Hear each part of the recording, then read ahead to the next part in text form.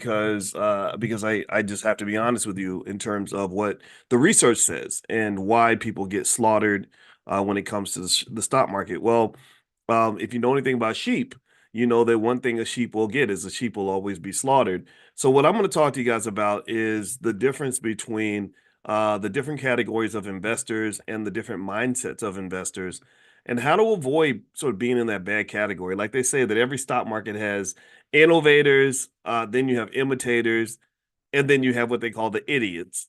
And I don't want you to be the idiots. The idiots are the ones who kind of copy the imitators, and they don't quite know why they're doing it. They're just doing it because everybody else is doing it. And give me a yes if you've seen that before. Give me a yes if you think that maybe some of us as Black people maybe have a little bit more of a challenge with that, because we tend to really want to stick with things that are trendy and what everyone else is doing, or look for external validation for our next move, as opposed to simply just making the move because we internally believe that this is something that needs to happen, right? And so I think that that's a kind of a critical way to kind of think about investing, because if you don't, then bad things happen. And then what happens is, then when bad things happen, you come back and people say, "See, I told you that that investing is bad. I told you that investing will cause you to lose your money. I told you that the stock market is the devil." And I'm kind of like, well, no, the stock market is not really the devil. The devil is in whoever told you to approach it the way you kind of approach it. It doesn't mean there's anything wrong with it. It just means that if you approach things in the wrong way, like if I get in a car and I close my eyes and drive 100 miles an hour down the freeway and I die in the crash, and I come back from heaven and I say driving is bad, well, that's not exactly the whole story. I'm indicting the driving process. I'm blaming automobiles. Anybody who's ever made an automobile is a killer. Right? No, that's not true. They're not killers. You killed yourself. Right? So just I want us to kind of process it that way.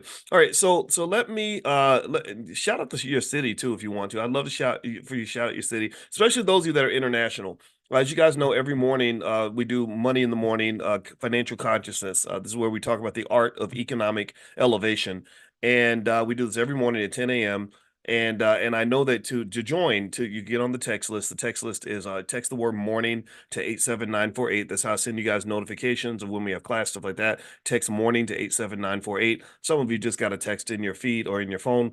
But also internationally, if you can't text the number, just go to drboyceelevate.com, drboyceelevate.com. So I really want to see how many of you also are international, how many of you are coming in from other countries, because I want to know if it's actually working. And I see Linda from Cincinnati, Adrian's from Louisville, Kentucky. I love Louisville. That's my city. Carolyn out of Michigan, Sharon out of Detroit. Shout out to Detroit. Y'all, first of all, my condolences for that horrible football game last year. I was heartbroken. My stomach turned when I watched that game. And I'm not even a Lions fan. So I said, if I'm heartbroken and I'm not even a Lions fan, I can only imagine how the Lions fans must really feel right now, because that was just terrible. That game, oh my Lord. I haven't seen anything that bad since Atlanta blew it. And after the Atlanta game, I called my Uncle John, who was a big Atlanta Falcons fan, who had waited 30 years for them to get a chance to win the Super Bowl. And I just said, man, I'm so sorry. But anyway, Gail, Richmond, Virginia. Let's see. I see Henry out of Austin, Texas. Sarah out of Burnsville, Minnesota. Gigi, Florida. Okay, Barry's out of Trinidad. Great. Brandon, Philadelphia. Cassandra out of Birmingham. Gwen, also out of Louisville.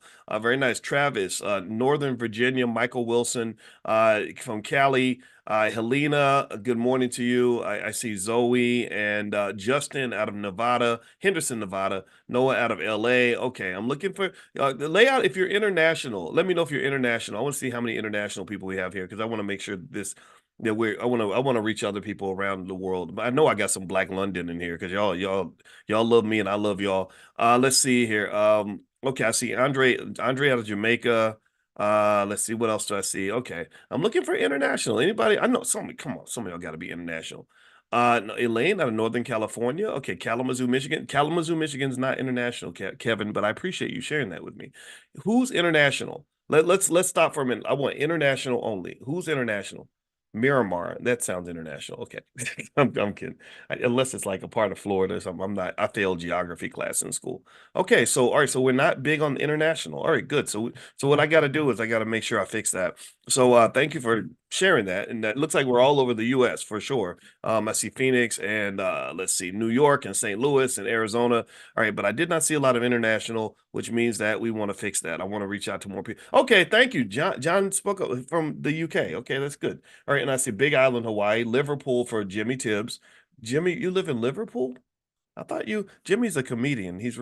Are you being a comedian right now, Jimmy? Or are you really, anyway? All right. So, by the way, Jimmy's gonna come to the convention one year. We've been trying to get him to come out and do his comedy because he's funny and he's smart. I like smart, funny people. He's kind of like a Dave Chappelle-ish kind of guy. And I'm gonna tell you, the All Black National Convention literally is the place where stars are born. No joke. So Killer Mike came to our All Black National Convention, our very first one. He just won 3 Grammys. Who else? D1 has come to probably 3 or 4 conventions. He's become one of the biggest rappers out there. He's been taking on all the big giants, and I saw him the other day with KRS-One and stuff like that. Victory Boyd came to a couple of conventions. She went to sing for Jay-Z, and Jay-Z heard her sing one time and he signed her on the spot. She's now, I saw her kicking it with Adele or something. Like she's really doing the big thing. And then her siblings, Victory's siblings, performed at the convention. They just did a sold out tour all throughout Europe, and they're blowing up. They're called Infinity Song. You got to look them up. They got 1 million followers on Instagram now, and they're just doing great. I'm so happy. I like to see the right people have high levels of success, and I also, and this actually spins into our topic for today. I don't like to discover people after everybody discovers them. I don't like to Christopher Columbus my way through life, where you discover stuff that other people already discovered and then say, look at what I found. And that to me is connected to what we're talking about today in terms of how you want to think about investing, how you want to think about money. There are people who don't know how to do anything without Christopher Columbusing their way through everything. They follow the crowd. They do things other people have already done, and maybe it's because we need this external validation, or we think that because everyone's doing it that it must be okay. It's certainly going to be trendy, but trendy is not always right. Trendy is not always right, and so when I talk about the people that we discovered at the convention, when I pick people to speak at the convention and people to perform and all that, I'm not picking people based on um how mainstream famous they are. I don't give a damn about that. I really don't care. In fact, being mainstream is actually a negative because I know what the mainstream is made of. I know how the decision makers make their decisions. I know about the people who have the capital, the millions and billions of dollars required to make someone famous, and I know their mindset. I know their culture. So I'm not impressed by that. If you say I'm famous because white people put me on TV for the last 10 years, well, I'm going to look at you strange and say, well, why did they put you on TV? How many Diddy parties did you have to go to in order for you to be on television like that? How many whose butt did you have to kiss? Whose agenda are you fulfilling? All right, because you can't be this can't be something that is independent at that point because you kind of got famous really fast. And I think it's because you're connected to the right people. And I applaud you for that. I'm happy for you. But where's the substance behind what you're doing? So when I reached out to people, like for example, Jay Ortiz, who's a rapper out of Philadelphia, I reached out to Jay to perform at the convention because I thought Jay's a nice guy. He gets the B1 concept. He's got some talent, a lot of talent, and now he's performing on the road with Kevin Gates and stuff, and I'm really happy for him. And again, I take pride in that idea that I like it when we see our greatness before everybody else does. I like it when we see our greatness without needing massa to tell us who's great and who's not. You understand? A lot of us can't do that. A lot of us can't a lot of us can't decide who we like and who we don't like. We look to social cues. We look to others to tell us what's good and what's not. And this relates to investing behavior, believe it or not. This really relates to investing behavior. Let me give you an example. Whenever you see the stock market start to go up, and you see Bitcoin start to rise, and then you see all the headlines saying Bitcoin went up 20%. The stock market just hit a new record high. Money's being made left and right. Well, then FOMO starts to kick in and people start saying, oh, there's money over there. Everybody's going over there. There's gold in them there hills. And then people start to follow the crowd. They engage in herding behavior. They start to become what I would politely refer to as economic sheep. So then you have a stampede of people that are all jumping in and they're buying anything they can get their hands on. They're buying NFTs for, $20,000, like some ugly picture of like a robot shaped like a dog will sell for like, $5 million dollars, and everyone will think that that makes sense. You'll see crypto prices just, skyrocket. You'll see people investing in things that they don't understand.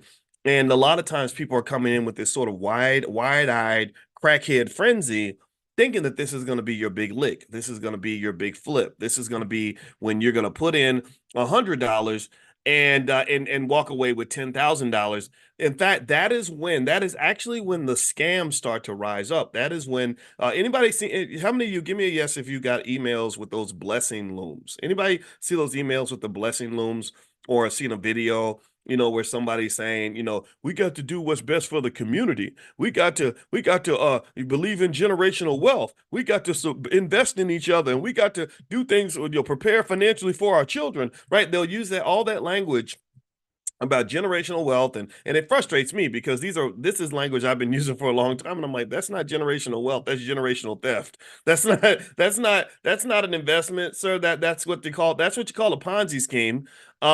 And the Ponzi scheme is not going to make nobody rich except for the people who started the Ponzi scheme. And the reason these scams start to really rise when the market goes up is because everybody's feeling good. Everybody's on financial crack. Everybody's high. Everybody's excited. Everybody's waking up thinking about that next big opportunity. And a lot of this comes from what they call social proof, which is because I'm seeing all my friends posting on Instagram and Facebook about what they've got and how much money they made. Well, I want to get a piece of that too. So I'm going to go in here and I'm going to take me and my spouse are going to take our, last $20,000 and put it into our cousin's MLM in hopes that this is going to make us some fast money. And it makes me very sad because I've seen people lose hundreds of thousands of dollars this way. I know a lady who lost a couple $100,000. It broke my heart. I know people who've lost $5,000 or $10,000 at a time. And I can tell you that a lot of this is not fundamental investing. A lot of this is not the way investing should be done. And so what I'm going to do is take you through a quick case study of the Great Depression and the stock market crash of 1929, and I'm going to give you kind of the stages of this frenzy so that maybe you can see it when it happens and kind of know how to navigate this and how to be prepared. And by the way, I want to let everybody know, if you go to drboycebooks.com, if you want to take a look, we have financial flashcards for kids and also workbooks and things like that, and financial psychology stuff there. If you would like to get a discount, 30% off on anything in the store, if you use the code word book club, all one word, use the code word book club, it takes 30% off. We've got Dr. Claude Anderson's books. We've got all kinds of stuff in there. So feel free to go to drboycebooks.com and take a look at that. All right. So basically with the stock market crash, the actually, before I go into the stock market crash, let me kind of give you another three categories that they tend to have for investors. They have what they call the innovators, the people who move first. You have the imitators, the people who copy the innovators, who see what they're doing, they see their success, so they copy them. And then you've got what they call the idiots. The idiots are the people who are not, and they call them idiots. I think idiot is a harsh word. I don't want to call anybody an idiot because they made a mistake with investing. Because if that's the case, then all of us would be idiots at some point. Because at some point, investing will humble you. At some point, investing will make you feel a little bit dumb, like you missed something you should have seen or a move you should have made. So I don't want to call it idiots, but that's kind of what's said in terms of the different categories. And so what I want to do is you can call this anti-idiot training or the idiot vaccination. I don't want you to be in that third category where you're following the imitators, because what tends to happen is that when everything kind of hits this bubble, there are people who really get to the party late. And these are also the people who tend to lose money when it comes to MLMs, Ponzi schemes, things like that. Because the way they're structured is they're structured to eventually collapse. And some even argue, and I'm not going to say this is 100% true, but it's possible. Some would argue that capitalism in some of its forms is a type of Ponzi scheme.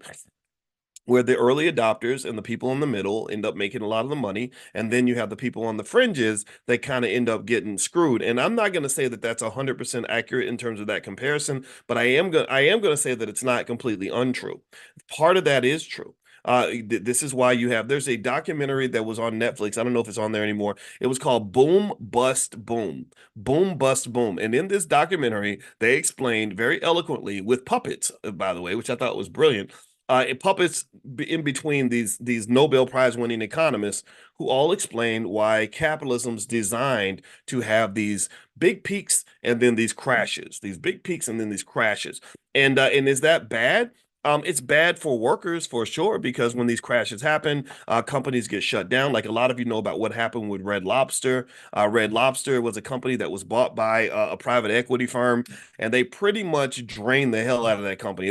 There was a whole goofy narrative that said that they all, because they offered endless or unlimited free shrimp, that's what caused them to go bankrupt. And that was just about as goofy as any explanation I've ever seen. And I was like, how does free shrimp cause you to go bankrupt? That don't even make no sense. And when you dig underneath the surface, you find out that what happened was they allegedly bought the company so they could milk that sucker dry. They said, okay, we're a private equity firm. All we care about is making the money. We don't care about running Red Lobster as an ongoing entity. We don't care about helping people keep their job. All we care about is taking this asset and sucking this sucker dry and then leaving it for dead on the side of the road. And that's pretty much what they did with Red Lobster. But the point of the matter is to say that there are some elements of capitalism that are just flat out evil. I've told you all that capitalism in its worst form becomes a kind of slavery. And the reason I encourage you to kind of think differently about how you invest your life and your time and your energy, how you invest your children, you have to think innovatively if you want to avoid the slavery elements of capitalism, because we've talked about that in class. So I'm not going to repeat all of that, but that whole, like, $200,000 in student loan debt, and I don't know how to start a business, and I have no capital base, and I have no financial literacy. That's just a recipe for complete total slavery. Like that's literally where you just, like, lay your hands down and say, look, just do with me as you wish, because I need an economic God that I can pray to that's going to carry me through this, because I have no say in where I end up in this crazy situation. So to some extent, those who run the capitalist systems become economic gods for everyone else who's not really trying to be conscious and intelligent about the next move that you make. So anyway, let me talk about the Great Depression here. The Great Depression was an interesting time where you can talk about various stages of the Depression. You had what they call the pre-bubble stage. The pre-bubble stage was when you had this optimistic mindset of a lot of economic growth and a lot of investor confidence, a lot of consumer confidence. World War One, after World War One, and wars tend to kind of boom, push economies up. There were lots of technological advances and things like that. You started to have mass production for the first time, and mass production slash post-industrial revolution, where everybody's inventing stuff and stuff is growing. I don't know if y'all know this, but I think I got to double check on the story to see how accurate it is, make sure I'm not just making it up. But I could have sworn I read something somewhere that said in 1919 they shut down the US Patent Office, or they thought about shutting it down, because they said everything that could ever be invented has already been invented. Can you believe that? Like they literally, like, were ready to shut down the patent office because they were like, there's nothing else left to invent. And this was 1919. They literally thought that they'd reached the frontier of technology and that there was no further that they could go.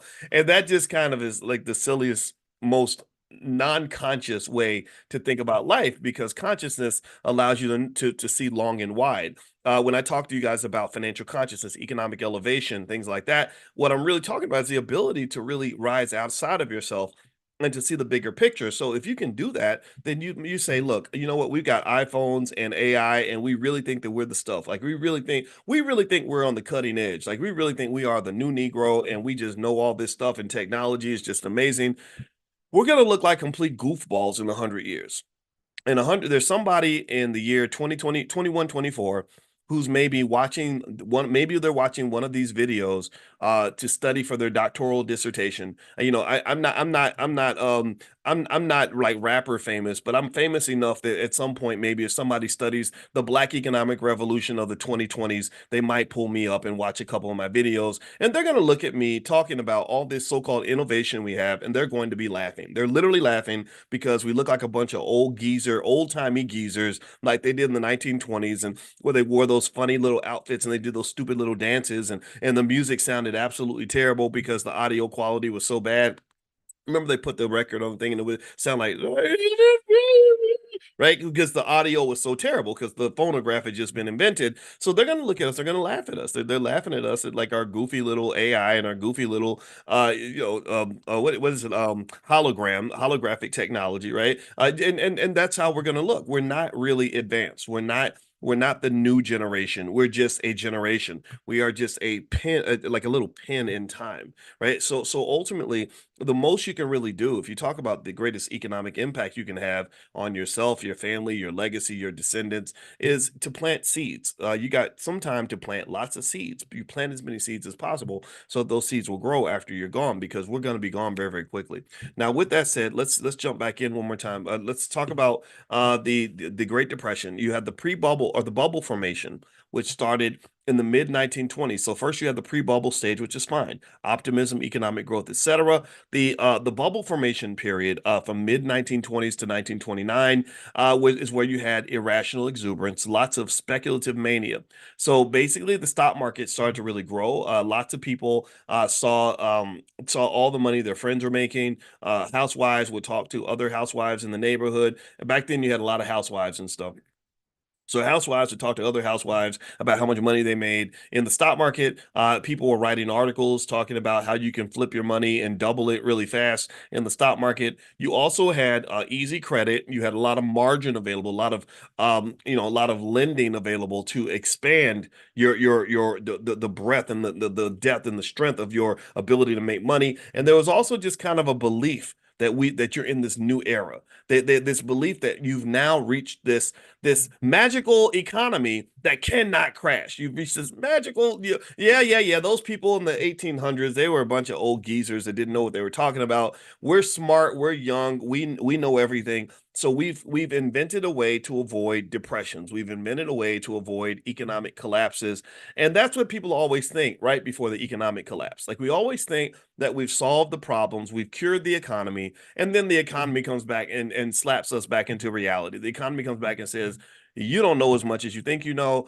You think you know a lot, but you don't. So being financially conscious also to me means understanding not just what you know, but it means also understanding all the things that you don't know, and also knowing that the universe of what you know is like this. The universe of what you don't know is bigger than this whole freaking city. Okay, so ultimately that overconfidence and making money makes you very overconfident. When I always make jokes about when I was talking on the phone to Kanye, and I remember how confident he was, and he told me he literally, for whatever reason, out of the blue, tells me that he's the most important man on earth next to Vladimir Putin. And my first thought was like, why are you telling me this? Because I really don't care. But my second thought was like, yeah, you know what? A man who's made hundreds of millions of dollars selling ugly shoes to teenagers and acting like a weirdo is probably going to feel validated in that behavior, right? I mean, who wouldn't be? Somebody, they're paying you 20-30 million dollars a month to just go out and act crazy. So yeah, it's easy to kind of think, okay, I've got it figured out. I know the formula. And maybe he does, who knows?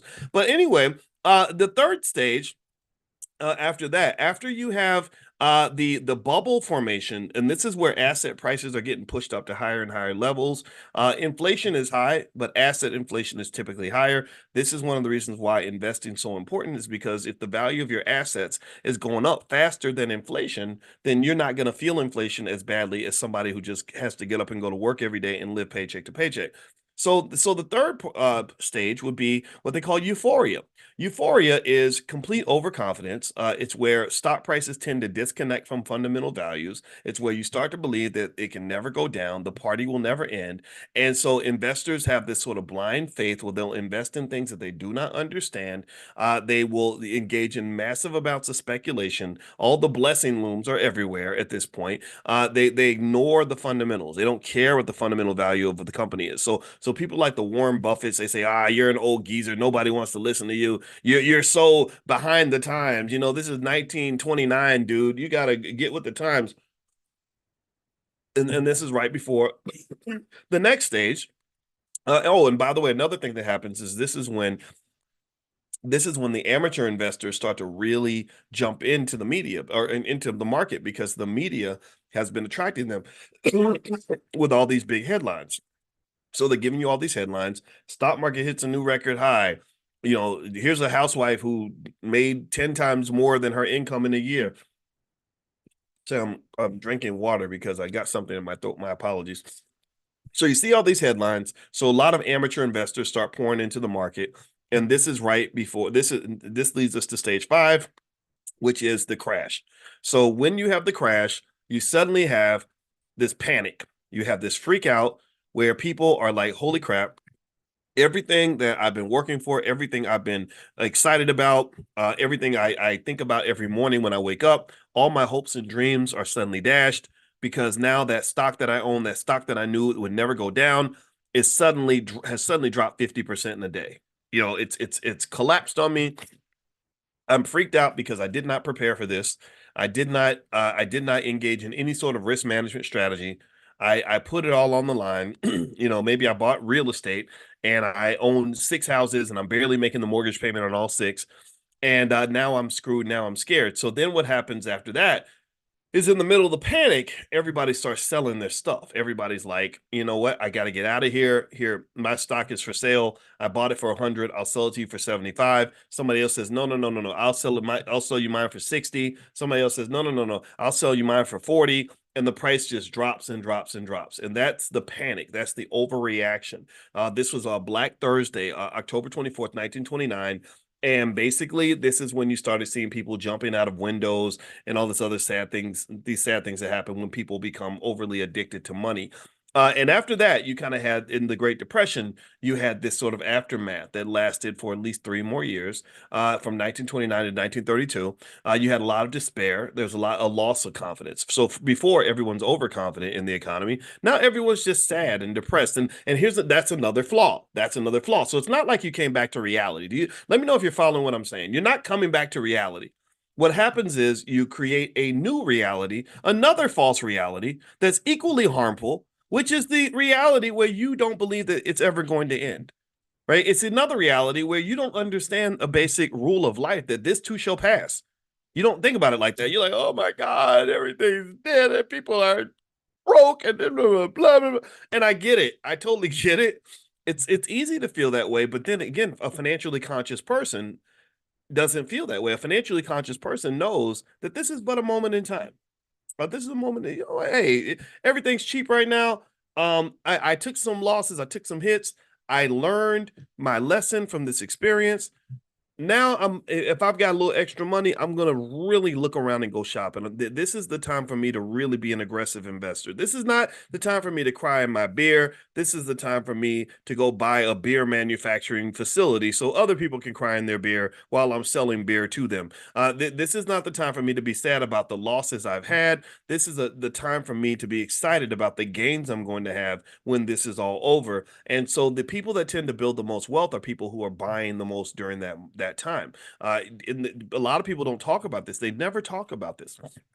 Lots of millionaires were created during the Great Depression. There were lots of families, the Kennedy family, for one, they did bootlegging and all that too, but they also invested in a lot of different things. They made their fortune during the Great Depression. And so what is never discussed in the media, they always want to discuss the sadness and the fear and the terrible experiences people are having, but they never talk about how many people get rich when the market is on its knees. They don't talk about that. You look at Detroit right now. Detroit has become this amazing city with all this innovation and all this prosperity and and possibility. Well, there are just maybe about 3 or 4 billionaires that own 80% of the damn city. Do you think that they bought all that property when Detroit was booming and prosperous and doing well? Or do you think that they bought that property when Detroit was a place where a lot of people didn't want to go? What do y'all think? I'm pausing because I want you to meditate on that moment. You think that do you think they just started buying property in Detroit? You think they just said, okay, you know what? Now that Detroit's doing well and now that it's safe and everyone's happy, we're going to go gentrify a happy neighborhood. Nobody gentrifies a happy neighborhood. They only gentrify the hood. And like, nobody gentrifies the suburbs. You gentrify the neighborhood that nobody wants to live in, and then you make it into a better place to live, and then everyone wants to come there. Do you understand?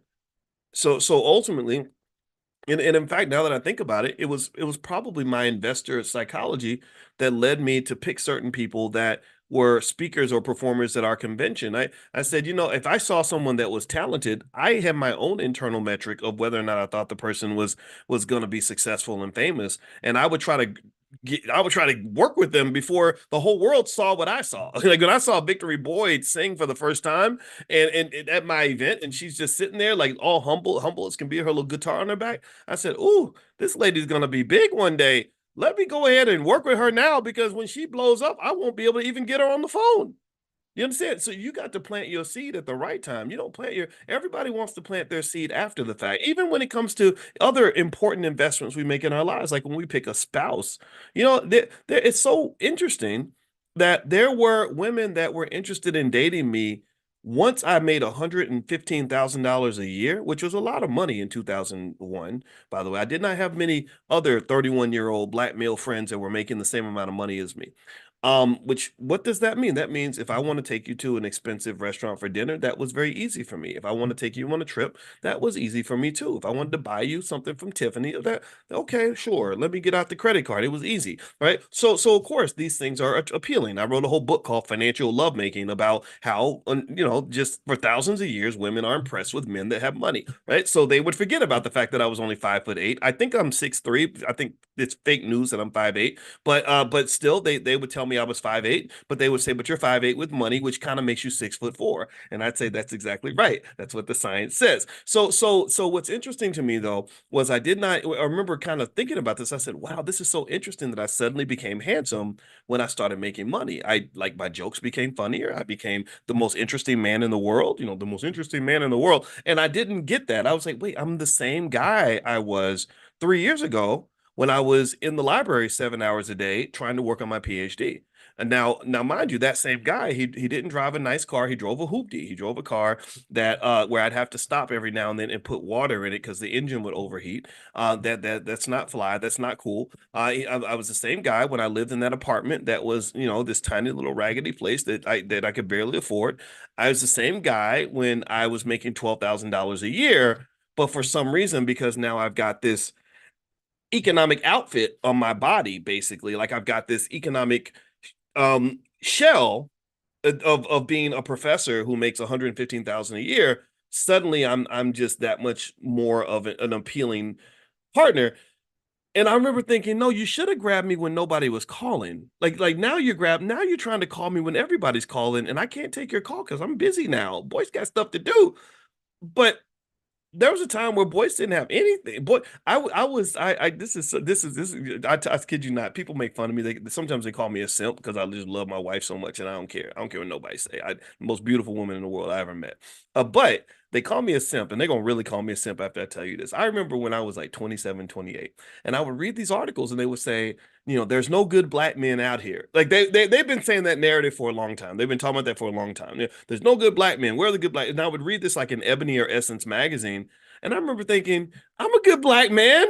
I'm a good person. I'm smart. You know, if I love you, I'm gonna be dedicated. I'm gonna, you know what? I'm a good. I won't be out here running the streets and acting a fool. You ain't gonna catch me in the strip club, you know. But it just seemed like the flash was more interesting than the substance, and that's life. That's fine. I'm being silly when I say this, and I don't feel sorry for me. My life was fine. But I think about that, and if you think about it as an investment, I think that the best investment, let's assume that the goal is like, okay, I want to have a partner or marry a man who's gonna be a great father and a provider and all that. I mean, I love kids. I take care of kids that are not even mine, and it's great. I love doing these sort of things. I always campaign to be dad of the year if I can be.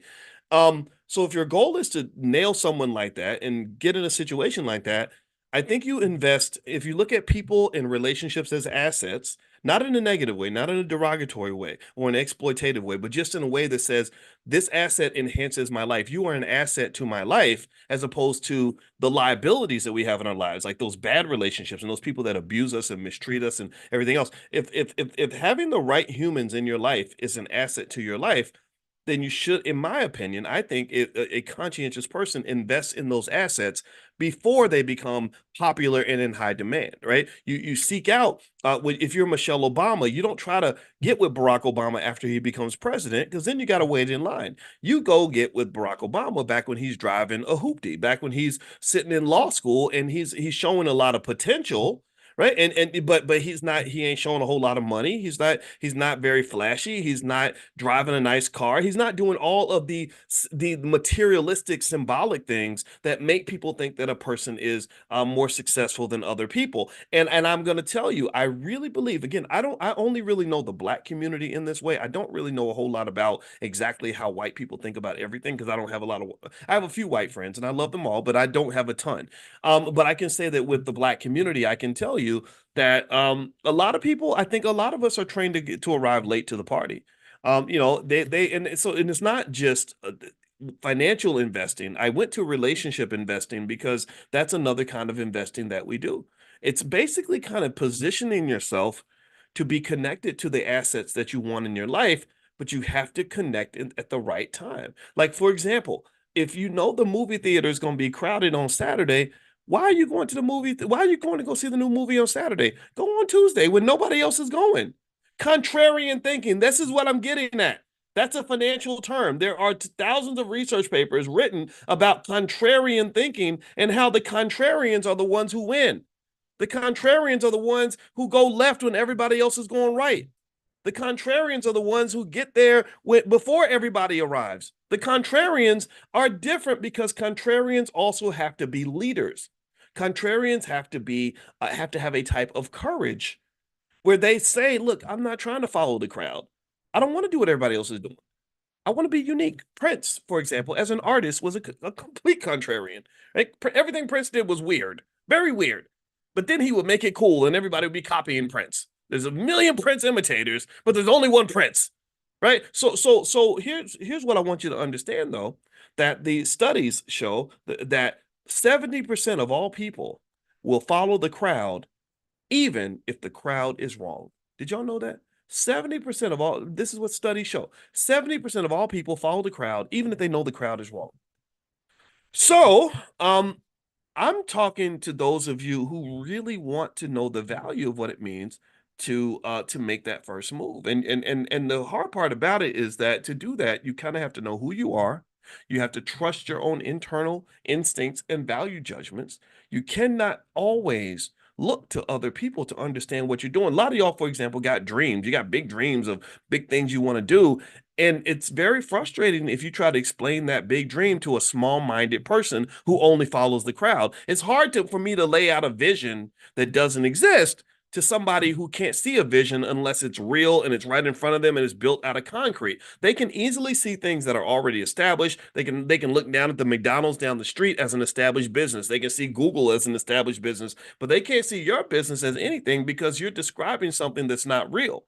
So people that have limited low levels of consciousness, period, especially financial consciousness, are the absolute worst people on earth to explain your dream to. They don't get it. They cannot see a business plan, but they can easily see a job, right? So literally when you're talking to people that can only see, they can say, well, they're hiring down at the post office and they're paying $22 an hour. That if that's where their mind is, I mean, that's fine. No, nothing wrong with the post office, nothing wrong with $22 an hour, not making fun of that.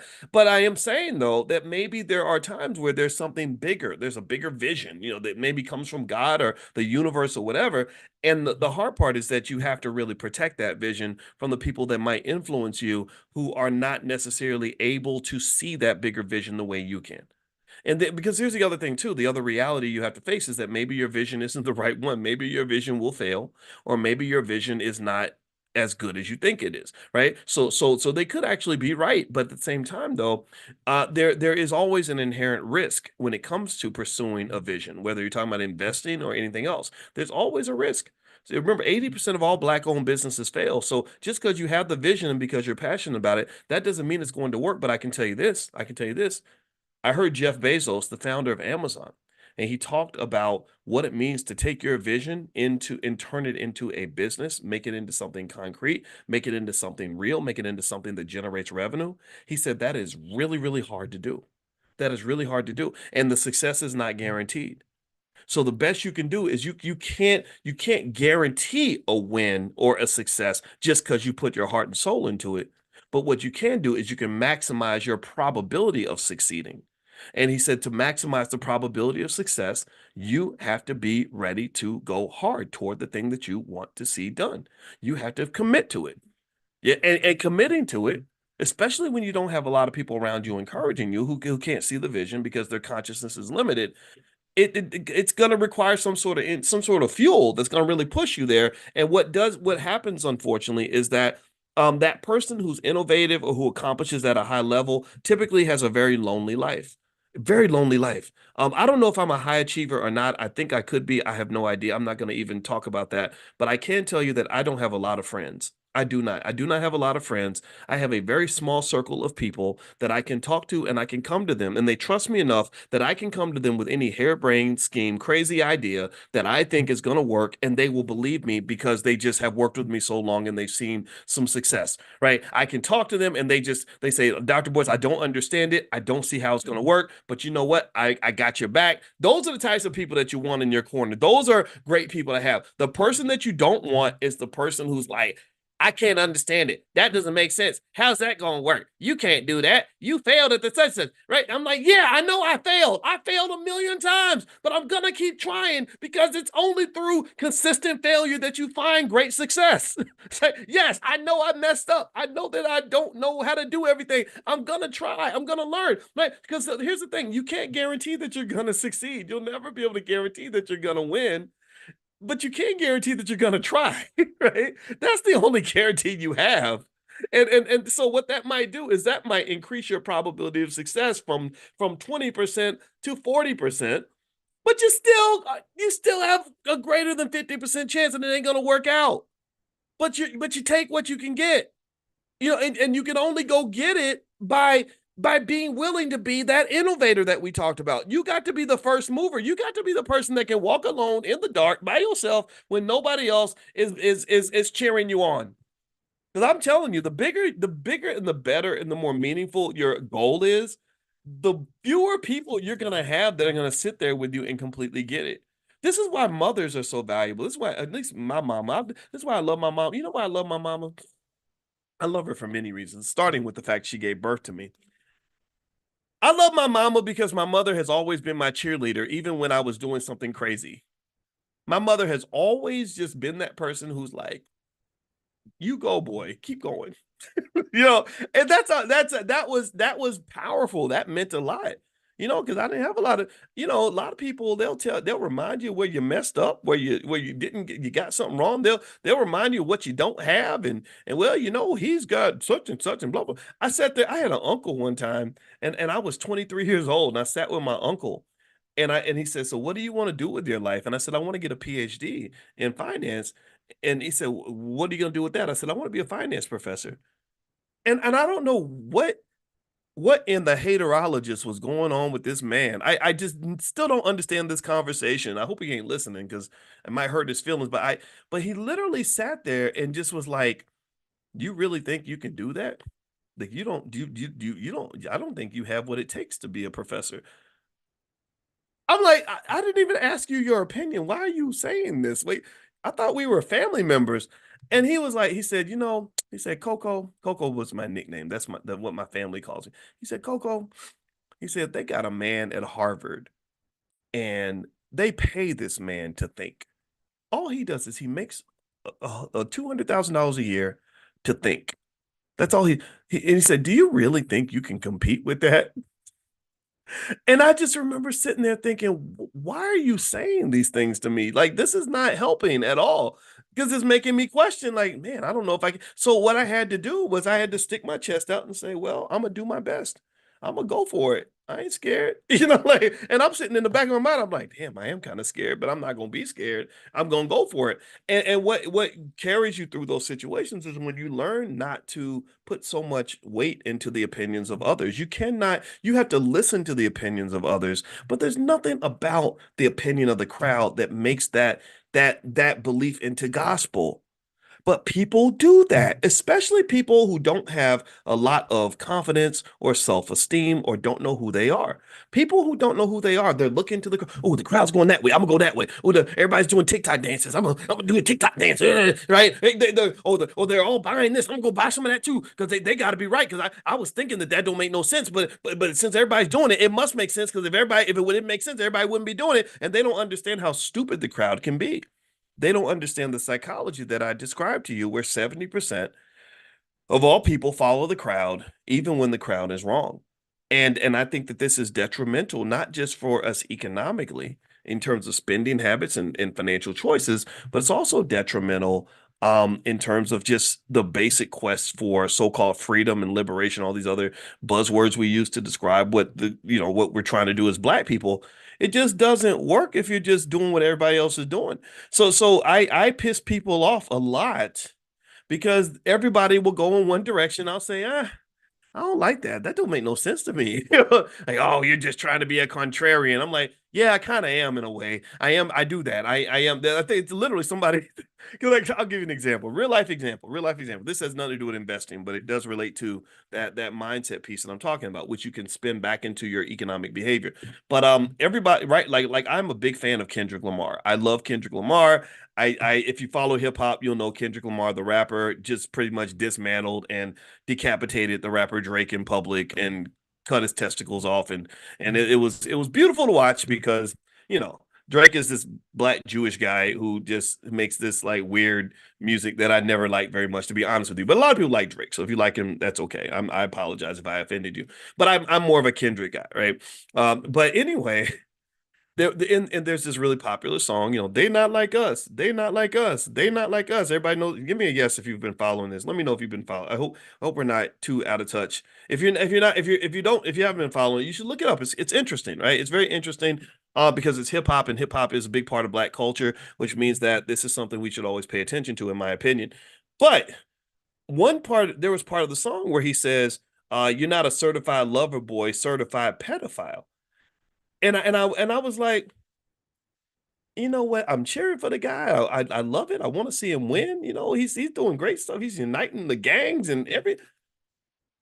But I was like, do you know the seriousness of what happens when a man gets accused of inappropriately touching children? Like, you do know that can lead to a permanent stain on a man's reputation, and they get 50-year prison sentences for this. In fact, in Florida, I think in Florida, they just implemented a law that says if you do that, you'll get the death penalty. I don't know if it's completely passed through Congress, but I do remember seeing that. And so I was like, so certified means like we certified this, like we've proven this, right? So certified is like a certificate. It's like a college degree. It's like a, like we have verified, like it's when a record is certified gold, it means that they've looked into it, they've studied it, and they said, okay, all the data says that this is certified. This has actually happened. So when you say certified pedophile, I was kind of like, I kind of feel like you need a little more evidence when you say that. I don't know if that is, again, maybe if he is, then whatever. Um, and also there's just lots of debates around that. Let me just say that, and I'm not gonna go into that. I know some people feel like he has receipts on it. Maybe he dated a 17-year-old or something, and I hear that. But I'm going to say that there is scientific differences between a guy who dates a 17-year-old versus an 18-year-old. I wouldn't do that, of course, because that's illegal. That would be wrong. Versus a person who wants to date a 9-year-old, right? When I think of pedophile, I'm thinking someone who's children, right? I'm thinking children as opposed to underage, which is all inappropriate, but I don't think it could be lumped into the same category like that. But I think it's all inappropriate, all illegal. Protect your daughters because it happens, right? But I think overall, though, just to make that accusation, I don't. Did you really, does that really have to be said? Like, especially if it's not proven completely 100% true and it hasn't been prosecuted. If it's true, then someone should be going to jail. There should be a prosecution, whatever. Which would, by the way, would send probably about 1,000 rappers to prison because a lot of them dated the 17-year-old and the 16-year-old and stuff like that. But either way, though, I made that point, and I remember I got a lot of backlash because right now the Kendrick thing is very popular. He did a big concert and everybody's really on that bandwagon because of what's happened. And I remember people got mad and some guy said, "You just try to be a contrarian, don't you?" And I was like, "Yeah, actually, I probably do. I because I've never been a person who ever wanted to be on a bandwagon. I've never ever, if I find myself on a bandwagon, I look for reasons I need to get off the bandwagon because I want to make sure that if I'm agreeing with something and supporting something, I'm supporting it because I truly support it, not supporting it because I'm being a conformist. You understand? And Rose, that's a good term. I like that word conformity because that made me think of the word conformist. There's a difference between you going along with something because you love it versus you being a critical thinker the entire time. This is what can be confusing to people. People who don't think about these things deeply. And I hope that we can. I hope that this is a space we're allowed to do this without criticizing each other. People who think about these things deeply are people who I think have an advantage because you can see things a little more clearly. Your consciousness is a little stronger than others. I think you're a little more sober. You're in the middle of a party where everyone's drunk, but you're the person who didn't drink anything. But you're still having fun. You're still in the party. You're still enjoying it, but you're not letting things get too far. And so one area that it can be confusing, for example, is that when I talk about like my two greatest heroes are Malcolm X and Muhammad Ali. I'm from Louisville, Kentucky. I draw inspiration from Ali all the time. I love the idea that this guy who ran the same streets as me, I'm like literally a second cousin to his by marriage. My aunt married his cousin or something crazy like that. I'll take what I can get when it comes to Ali. And I just love this man. Um, but I look at his life, and if I was to describe the parts of his life that I didn't agree with, you would think I didn't like Ali. You would think that I was being a hater. We use that term hater, like, oh, you're a hater, you're what, and that's basically saying you're a nonconformist in some cases. But I'm like, no, I don't hate Ali. I love him. That's why I studied him so much. That's why I pay so much attention. But typically, what happens is that things that we're close to, things that we look at with a microscope, you're gonna see the flaws. You're gonna see the chinks in the armor. And so there's space though, in my opinion, where you can love something but still critique it. And this, I think, also it came from academia. If you go to academia, you'll see that all the time. Where Neil deGrasse Tyson was explaining this to Terrence Howard. He said, "Look, me putting red marks through your research paper. I don't know if y'all saw this, but Terrence Howard, the actor, it's real interesting. He was kind of trying to reinvent all of mathematics and chemistry, which was so fascinating to watch because apparently he studies it. He was citing all these names and all these ideas, and but he starts off by saying one times one is two. And I was like, wow, that's a heavy statement. Like you're literally rewriting 5,000 years of math. Like he literally says one times one is not one. One times one should be two. And Neil deGrasse Tyson, he sends his work to Neil deGrasse Tyson, who's this scientist who's studied this stuff for 40 years. And Tyson does him the honor of reading the paper. And I remember Neil was explaining what went on, and I was thinking to myself, I wouldn't have even read the thing. The man is not a scientist. He's an actor. I'm not saying that actors can't be scientists, but you got to put in the time.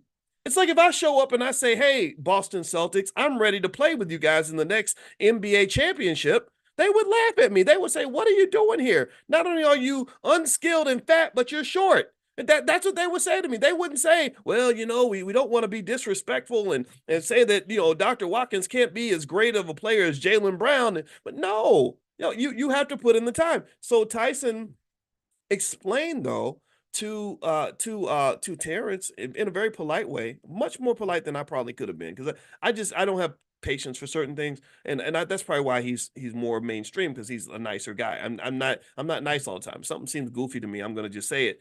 And he said that I was actually showing respect to you by taking the time to critique your work. If I take the time and mark it up in a red ink pen and chop it up, that's me saying, hey, I respect you. I want to go through this and I'm going to give you feedback. This is what happens in academia. If you get into this what you call this this bandwagon behavior that says, "Oh, you just a hater." Why? What makes me a hater? Oh, I'm a hater because I won't agree and go along with every single thing that you say. Well, then every time I talk to you, my goal, I'm a campaign to be player hater of the year. That's what you're gonna think I am because I'm never gonna sit here and blindly sign on to anything just because you're telling me that this is what should be true, because that's how people get played. That's how people get scammed. That's how people get misled. That's how people get dragged into these bad situations. So you never want to turn off that critical thinking skill. That's the point. And I think that with and so if you were to hear me talk about like Malcolm X, another guy that I love. I love Malcolm X. And then another guy I love is Louis Farrakhan. I know all about like sometimes people come to me and they'll say, well, you know what happened with Farrakhan and Malcolm X, and they'll say it like I'm gonna dislike Farrakhan now because of what happened. I'm like, no, I know all about it. I not only have I seen everything, read everything, talked to people, I talked to people that were there, and I kind of have an idea of what happened back then. I don't know everything, but I know a lot. But it don't matter. I still love Farrakhan because I know that people make mistakes or people can be flawed or whatever. Same thing with Malcolm X. I love Malcolm X, even though I can point out, I think Malcolm X was a little bit too critical of the Nation of Islam. I personally wouldn't have handled it the way that he did. I would not have continuously used the Honorable Elijah Muhammad's name, as I'm going out into the world and not expect that the people that love him were not going to be heavily offended by my behavior, right? So in a way, I watched that and I'm like, I think he probably should have like left it like at some point just kind of said, to white folks especially, you know what, we had a disagreement. I'm no longer with the nation. I've moved on. Now let me tell you about the next thing I'm doing, as opposed to constantly referencing that. But again, that's my opinion. You don't have to agree with it. But my point is to say that this sort of critical thinking skill, let's circle it back to investing because we're talking about financial consciousness here. This is what the goal is every morning. Um, when you have contrarian thinking, you are a better investor than people who don't have the ability to do that. You never want to, as an investor, get into a mindset where you just go along with anything, you follow any crowd, you just do things because other people are doing them, because that's how people get slaughtered. So to circle back to that original premise, that original statement, which is kind of a mean statement, and I don't like the way it's set up, but I'm gonna say it exactly the way it was said, is that in the market you have innovators, imitators, and idiots. Innovators, imitators, and idiots. I think you're best off if you are an innovator, but there is a risk of being an innovator in that when you're the first one, you're going to make a mistake. You're going to have times where your instincts tell you that something is the best move, and all your research, independent research says it's the best move, but it ends up being the wrong move. And what you have to be able to do as an innovator is you got to know who the hell you are, to the point that when you get criticized, not if, when all the little imitators, when all the little sheep sit back, the people who ain't did nothing, think about this. There's the people who talk the loudest about what you're trying to do are usually the people who ain't doing nothing, are not even trying. So when those little non-trying, ain't do nothing Negroes start talking crazy and negative about the fact that you took a chance, you have to be able to withstand that and say, yeah, I took a chance and it failed, but I would do it again because I'm going to keep trying. Do you understand? Because you cannot guarantee success. You cannot guarantee a win. You are not going to win every investment. You're not going to choose every relationship the right way. Every move you make is not going to be a winning move, but you keep trying. The best you can do is try. And you cannot let people who have a follower herd mentality get you to the point where your confidence is zapped so deeply that you stop trying. You have to try because that's the only way you can bust out of this reality that so many of us as Black people are stuck in, because we don't have the courage to do anything different. We don't have the courage to leave the pack and say, I'm going over here. We don't have that courage politically, for sure. Because think about it, I don't have, I've never been offended that people wanted me to vote for the Democrats. I get that, right? Because I grew up like that. My grandma, mother, all that. What I get offended by is when you don't even give me a good reason why I should do what you're doing. Like if you tell me to do what you're doing, I'll just say, well, tell me why. And a lot of times people can't tell you why. They can only tell you that you should do it because everybody else is doing it, and that's not good enough for me. That will never be good enough for me. So this is my belief, and this applies to investing. Again, herding behavior is the easiest way to lose your money in the stock market. It is the easiest way to lose your money in real estate. It's the easiest way to lose your money when it comes to starting small businesses. It is the easiest way to lose even more things that are more valuable than money. You lose your soul when you follow the crowd. I don't know if you've ever, have you ever sat and you should go one day and sit and listen to old people talk about their regrets when they're on their deathbed, when they're 85, 90 years old and they're in hospice and they can't go back in time. All they have are their memories. They ask them, "What are your biggest regrets?" And one of the biggest regrets that they have is that they followed the crowd and they didn't do what was true to themselves. They didn't do what they wanted to do. They were worried about what Betty thinks and what Louis thinks and what JoJo thinks and what Tyrone thinks. And instead of listening to that internal voice and doing what was truly true to themselves. So this is bigger than just investing. This is really about the bigger investments that you make, which are your investments that you make with your life. So invest in the right way. I mean, if you make a mistake, at least make the mistake because it was your choice. Don't make the mistake because it was somebody else's choice, because they're not going to be the ones who suffer the consequences from the choices that you make. It's going to be on you. All right. I hope that this makes sense. I hope that this is helpful to you. I'm going to get on out of here, guys. Quick reminder, don't forget, if you want to get text notifications when we go live every morning with economic elevation training, just text the word morning, MORNING, to the number 87948.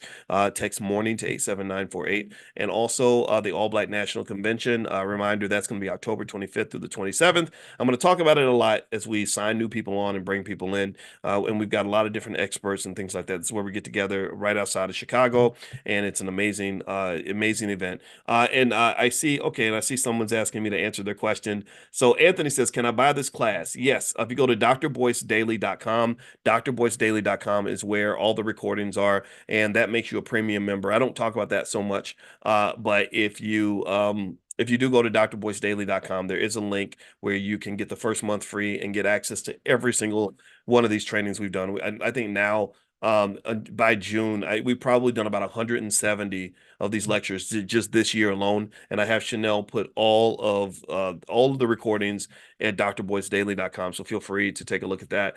And let's see, Veronica says, not a question. Our magnificent ancient Egyptian pyramids should not be associated with criminality, dishonesty, etc. by the Ponzi versus pyramid. I think it's done on purpose. Oh, okay, interesting. That's a good.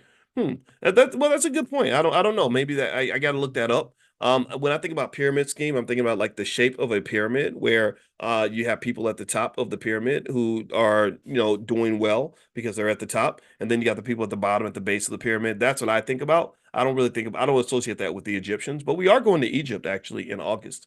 So maybe I'll ask around and see if there's a connection there. That group trip is actually completely sold out. However, we are going to do another trip. I think the next one will be South Africa. So if you guys want to join us as a group going to South Africa, then I'll let you guys know when that is announced. We'll probably talk about that for sure at the convention.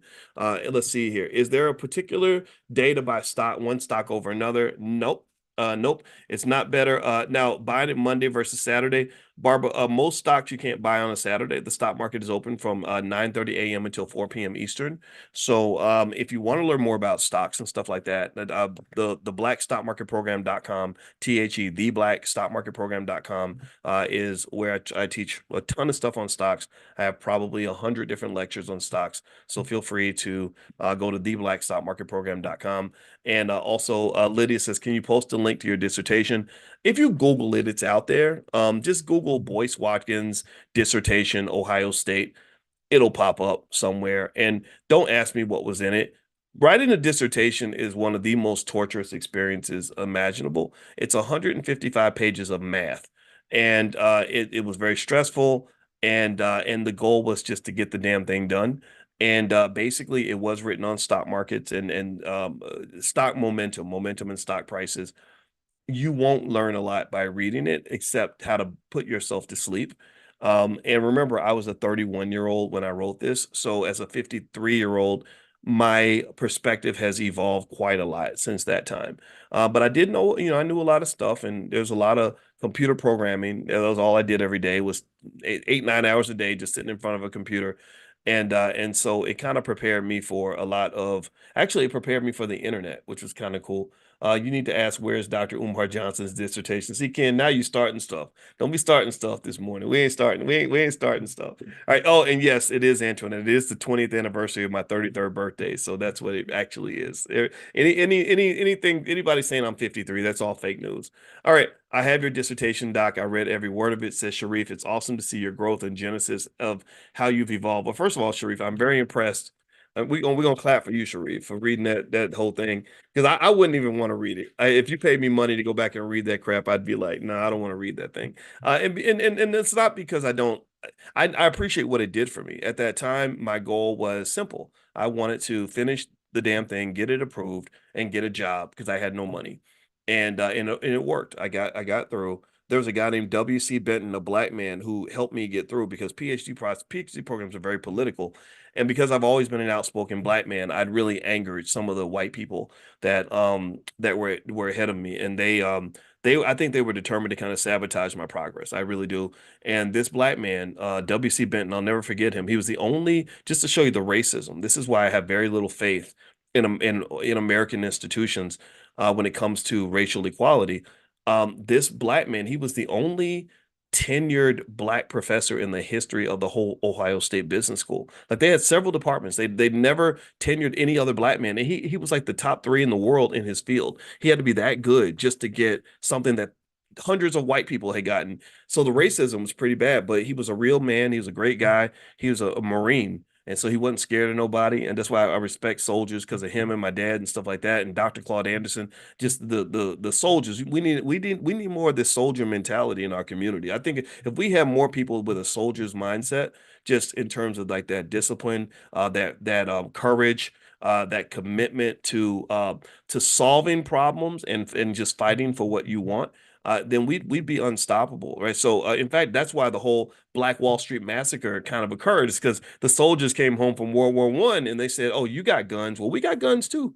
We're not going to just play defense. We're not just going to sit back and be scared of you. We could play offense too." And so they didn't necessarily win that fight, but they fought, right? Which I think is awesome. So anyway, so W.C. Benton, I'll tell you the story about him because I honor this man. I love him.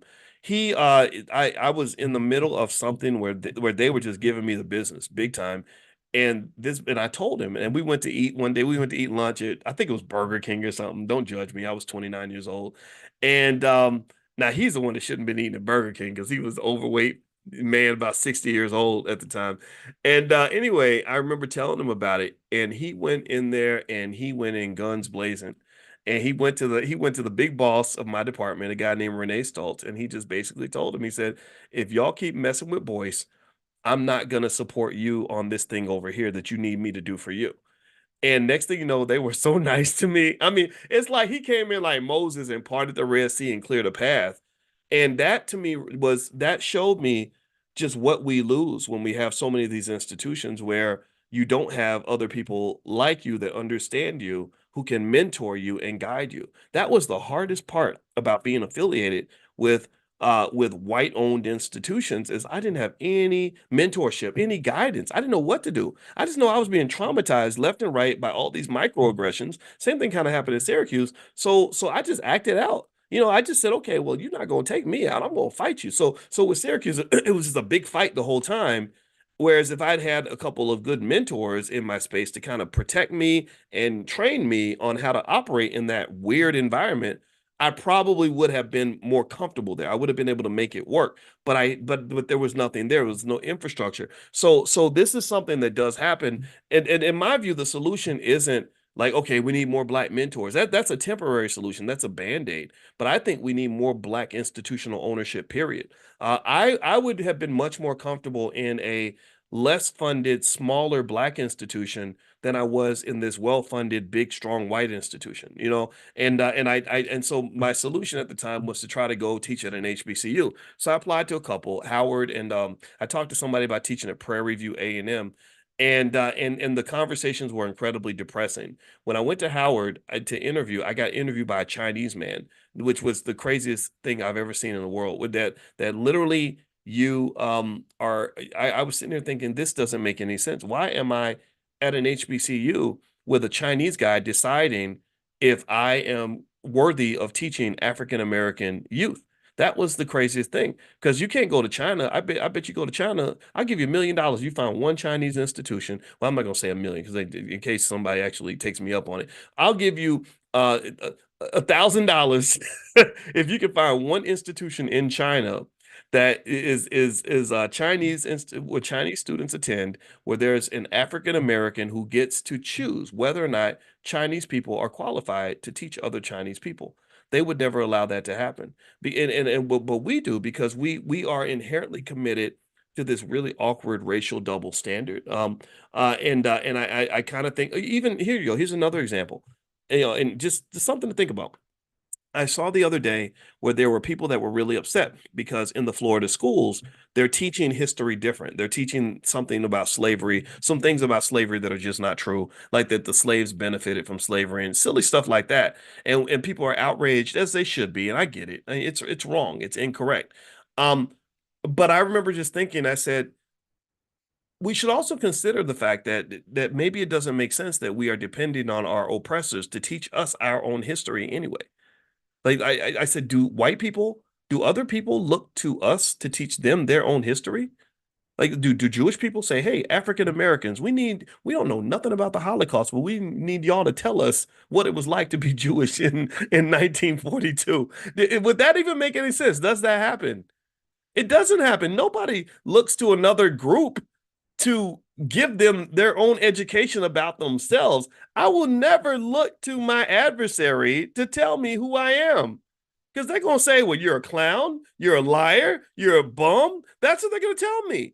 So maybe when we talk, I know we talk about the investing and the financial consciousness and all that, but the culture is connected. So the culture is a crazy culture. It's a crazy culture that leads you to do crazy things because we're led to believe that we should lean to other people to tell us who we are, and they're gonna lie to you every time. That what they're gonna tell you that you are is gonna be consistent with what they want you to be. Do you understand? So long story short, yeah, I did interview with HBCU. I interviewed with Howard because a lot of people ask me, well, why didn't you teach at HBCU if you're so pro-black? I was like, man, I tried. It was really hard. I didn't, and they were going to cut my pay and everything. They were like, you're going to make half the money and do twice as much work. I was like, okay, I'll do it. That was, and at Prairie View, the only reason I didn't want the job was because the lady said, not only are you going to do twice as much work for half the pay, but we don't want you to do any of your other work outside of what you're doing here. So because by that time I was doing TV appearances and all that stuff, and they were like, "Well, all that stuff it's only going to make your colleagues uncomfortable and make them jealous of you." And I was like, "So you're telling me I gotta mute my light? I gotta turn off my light to make other people feel comfortable in their darkness? I have to stop being who I'm supposed to be to make you comfortable? I'm not doing that." I said, in fact, it's the other stuff that I'm doing that gives me the ability to take this job. You're gonna cut my pay and make me do more work. I don't mind doing any of that, but I got to find another way to make money because I got to maintain my income level. And so because by that time I was selling a few books and I was building my little business and everything. So I was willing to take the sacrifice, but I was not willing to sacrifice certain things. It's like I'll even sacrifice time, but I'm not going to sacrifice my dream. I'm not going to sacrifice my potential. I'm not going to sacrifice my greatness that I think God gave me. I think God put me on this earth to do something special. This was me at 34 years old now. I didn't see all this stuff that we've seen in the last 20 years. But I said, you know what? God put me on here, this earth to do something special. And I think I can do this. And I'm not going to let you get in the way. I will run right through you and I will frustrate the shit out of you because you're never going to stop me from going after the purpose that I know God put inside of me to pursue. That is not going to happen. We will fight to the death before I let that happen. So at the end of the day, I just want to give you guys a glimpse in terms of I think what is a more adequate mindset for our kids, a more adequate mindset for those of us that really want to win. I think we have to be, and again, going back to the soldiers, we have to be soldiers for what you believe, and what will happen is you're going to find that translates into your economic outcomes as well. The world does not reward the coward. The world does not reward the coward. The world does not celebrate the coward. The coward just dies a lonely death, and nobody knows the coward was here. The coward has no impact. The coward means nothing. The coward is the coward's children are ashamed of the coward. I don't want to be a coward. I think that we should be brave. And I think that inner Harriet Tubman, that inner Malcolm X, all of us have it. And if you don't have it, you should tap into it and tap into people that also have it. And then go out here and do something special, do something significant. Even if you do it wrong, even if it blows up in your face, even if you make a mistake, go do something special so that you'll know the world will know that you were here. That's the goal. That's what we are. That's why we're here every single morning. We're here every morning, 10 a.m. Eastern, 7 days a week. No excuses, except for, if I can't make it, I let you guys know. But for the most part, you guys know I'm gonna be right here with you. All right. So have a good day, everybody. And if you want to get the text notifications when we go live, just text the word morning, MORNING, to 87948. Text morning to 87948. Also, my book, The 10 Commandments of Black Economic Power. You can find a copy at drboycebooks.com, as well as for our financial flashcards for kids and all.